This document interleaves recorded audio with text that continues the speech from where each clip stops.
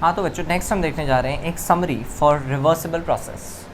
तो reversible process में summary में बेसिकली हमें delta S system, delta S surrounding and delta S universe तीनों के बारे में देखना है। इससे पहले हमने एक चार्ट बनाया था, वो रिवर्सिबल प्रोसेस के डेल्टा एस सिस्टम को एक्सप्लेन कर रहा था कि हमारे जो चार मेन प्रोसेसेस हैं, isothermal, isochoric, isobaric and adiabatic, उन प्रोसेसेस में डेल्टा एस सिस्टम किस तरीके से वेरी करता है for reversible as well as irreversible process. तो वो चार्ट हम देख चुके थे।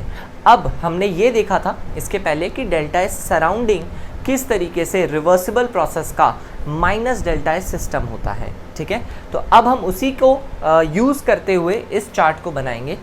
दैट इज़ रिवर्सिबल प्रोसेस में डेल्टा एस सिस्टम, सराउंडिंग और यूनिवर्स सबकी वैल्यूज़ क्या क्या आएंगी हर एक प्रोसेस के लिए। तो ज़्यादा चेंजेस नहीं है। Isothermal, isochoric, isobaric and adiabatic सबके जो डेल्टा एस सिस्टम की वैल्यूज़ हैं वो मैंने एज इट इज़ वही लिखी हैं जो पहले चार्ट में लिखी हुई थी, NRln V2/V1 या फिर माइनस NRln P2/P1। ये आप उस फॉर्मूले से निकाल सकते हो जो एंट्रोपी का चेंज का फॉर्मूला होता था, जो कि था NCVM T2/T1 plus NRln V2/V1।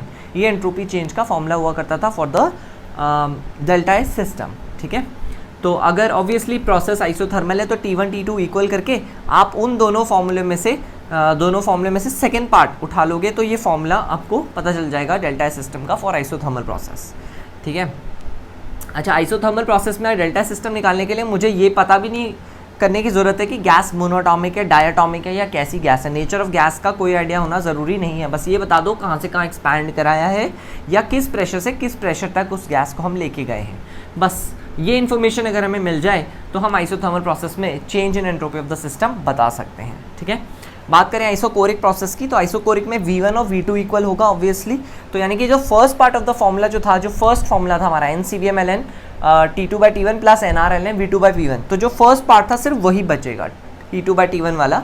जो सेकेंड पार्ट था वो था V2/V1, वो V1 इक्वल टू V2 की वजह से ln1 0 होके वो पूरा सेकेंड पार्ट गायब हो जाएगा। सिमिलरली आइसोबैरिक प्रोसेस अगर हमें दिया हुआ है तो हम सेकेंड वाला फॉर्मूला यूज़ करते हैं NCPM T2/T1 minus NRln P2/P1 वाला। क्यों? क्योंकि इससे हमारा फॉर्मूला बहुत छोटा सा हो जाता है, क्योंकि जो second part of the formula है आइसोबैरिक की होने की वजह से वो वाला पार्ट कैंसिल हो जाएगा, P1 इक्वल्स टू P2 करके, सिर्फ फर्स्ट पार्ट रह जाएगा। एंड लास्टली एडियाबैटिक प्रोसेस के लिए रिवर्सिबल के लिए डेल्टा सिस्टम 0 होता है, because adiabatic is Q reversible by T, है ना। डेल्टा सिस्टम को हम Q रिवर्सिबल बाई T भी लिख सकते हो।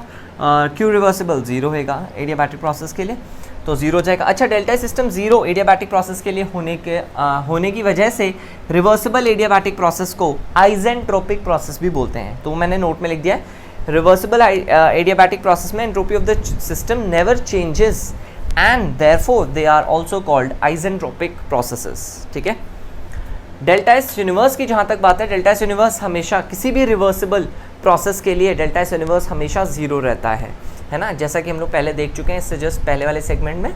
और डेल्टा एस सराउंडिंग किसी भी रिवर्सिबल प्रोसेस में कैसे होएगा, सिस्टम के आगे बस एक नेगेटिव साइन लगा दो तो आपको डेल्टा एस सराउंडिंग मिल जाएगा, क्योंकि सिस्टम प्लस सराउंडिंग करके हमें यूनिवर्स चाहिए होता है। तो ऑब्वियसली आपको एक नेगेटिव साइन लगा के डेल्टा एस सराउंडिंग को बताना होगा। तो जितने भी यहाँ पे वैल्यूज़ थी मैंने सबके आगे एक नेगेटिव साइन लगा दिया, जैसे कि आप देख सकते हो, है ना, बस एक नेगेटिव साइन लगा दिया। 0 के आगे तो क्या ही फ़र्क पड़ रहा है।